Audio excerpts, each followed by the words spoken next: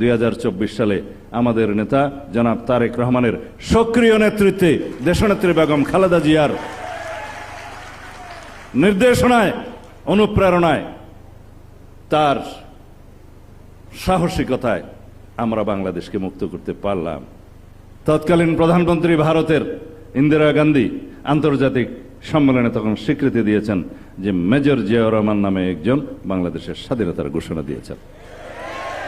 বাংলাদেশের স্বাধীনতা মিথ ও দলিল নামে একটি গবেষণাধর্মী পুস্তক প্রকাশিত হয়েছে, মাসুদুল হক সম্ভবত সাংবাদিক। সেই পুস্তকে সমস্ত গবেষণার লিপিবদ্ধ করা হয়েছে কাদের সাক্ষাৎকার আওয়ামী লীগের তৎকালীন নেতৃবৃন্দ সহ সেই টিএনটি অফিসারদের যেখানে পাঠানো হয়েছে বলে বলা হলো, সবার সাক্ষাৎকার নেওয়া হয়েছে। ঘটনা হলো টিএনটি অফিসেই বন্ধ ছিল, ঢাকা থেকে বেতার যোগাযোগ বন্ধ ছিল।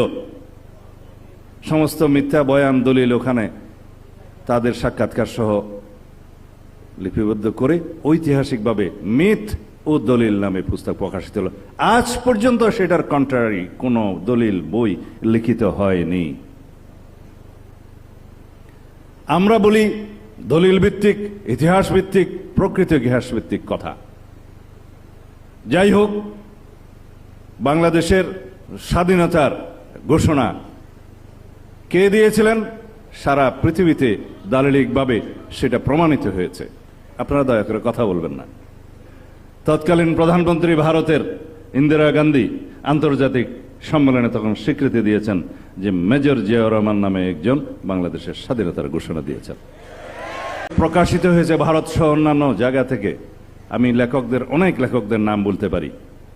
এবং তৎকালীন শহীদ রাষ্ট্রপতি জিয়াউর রহমানকে যখন ভারতে সম্বর্ধনা দেওয়া হয় 1977 সালে, তখনকার রাষ্ট্রপতি তিনি তার স্পিচে বললেন, আমার সৌভাগ্য হয়েছে সেই ব্যক্তিকে আজকে সম্বর্ধনা দেওয়ার। আমি ইংরেজিটা বলছি না, যিনি বাংলাদেশের স্বাধীনতার ঘোষণা দিয়েছিলেন। শহীদ রাষ্ট্রপতি জিয়াউর রহমানকে প্রেসিডেন্ট হিসেবে যখন তিনি সম্বর্ধনা দেন, আমরা বলছি না, আন্তর্জাতিক বিশ্ব বলছে, দলিল বলছে, কিতাব বলছে, ঘটনা প্রবাহ বলছে।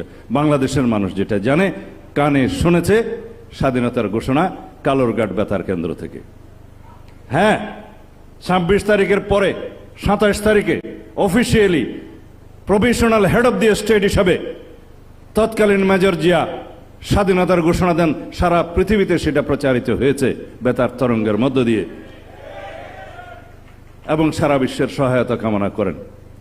তার পরবর্তীতে তৎকালীন জাতীয় নেতা শেখ মুজিবুর রহমানের নামে তিনি আবার স্বাধীনতার ঘোষণাটি সংশোধন করে প্রচার করলেন। এখানে তো কৃতিত্বের কিছু নাই, যা সত্যি তাই প্রকাশিত হবে। তিনি বললেন, on behalf of Sheikh Mujibur Rahman, our national leader, I declare hereby the independence of Bangladesh. এটা সত্য কথা, সত্য ইতিহাস।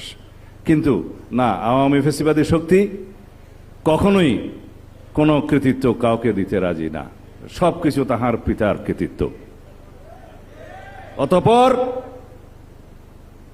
বিএনপির ইতিহাস 1979, 1990 এবং তৎপরবর্তীতে ফ্যাসিবাদ বিরোধী আন্দোলন সংগ্রামে নেতৃত্ব দেওয়ার ইতিহাস 2024 সালে আমাদের নেতা জনাব তারেক রহমানের সক্রিয় নেতৃত্বে দেশনেত্রী বেগম খালেদা জিয়ার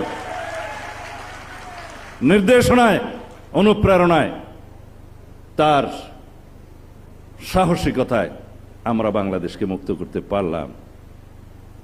অবশ্যই ছাত্রগণ অভ্যুত্থানে যারা শহীদ হয়েছেন, ভূমিকা রেখেছেন, ছাত্র নেতৃবৃন্দ যারা নেতৃত্ব দিয়েছেন, সকলের অবদানের প্রতি আমরা স্বীকৃতি দেই। এটাই আমাদের উদারতা।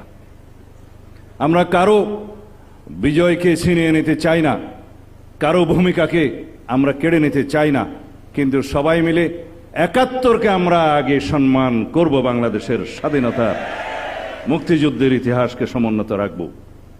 তারপরে আসবে 75, 79, 90, 24, সকল কিছু। কিন্তু যারা সংবিধানের প্রস্তাবনায় 24 এবং 71 একসাথে দেওয়ার জন্য প্রস্তাব করেছিলেন, সেই বন্ধুদের উদ্দেশ্যে বলছি, 71 কখনো অন্য কোনো ইতিহাসের সাথে মিলবে না। বাংলাদেশের সবচাইতে গৌরবজনক অর্জন বাংলাদেশের স্বাধীনতা, মুক্তিযুদ্ধ, স্বাধীনতা সংগ্রাম এবং স্বাধীনতা যুদ্ধ। একটা স্বৈরাচারকে, ফ্যাসিস্ট সরকারকে পতনের জন্য যে আন্দোলন হয়েছে সেটা কেবল জনদাবির মুখে স্বৈরাচার পতন আন্দোলন। স্বৈরাচারের পতন হয়েছে, রাষ্ট্র নতুনভাবে বিনির্মিত হয়নি। রাষ্ট্র আমাদের ছিল, অর্জিত হয়েছে লক্ষ প্রাণের বিনিময়ে। সেই রাষ্ট্রের স্বাধীনতা সার্বভৌমত্বকে রক্ষা করতে হবে। কোনো স্বৈরাচার যাতে বাংলাদেশে পুনরায় প্রতিষ্ঠিত না হয়, আগমন না হয়, উৎপাদন না হয়, উৎপত্তি না হয়, সেই লক্ষ্যে আমরা গণতান্ত্রিক চর্চা করতে থাকব। গণতান্ত্রিক সংস্কৃতির প্রবর্তন এবং চর্চার মধ্য দিয়ে, লালনের মধ্য দিয়ে আমরা সংসদে সেই সমস্ত সকল কার্যক্রম আলোচনার মধ্য দিয়ে, সমঝোতার মধ্য দিয়ে রাষ্ট্রকে এগিয়ে নিয়ে যাব। ধন্যবাদ আপনাদের সবাইকে।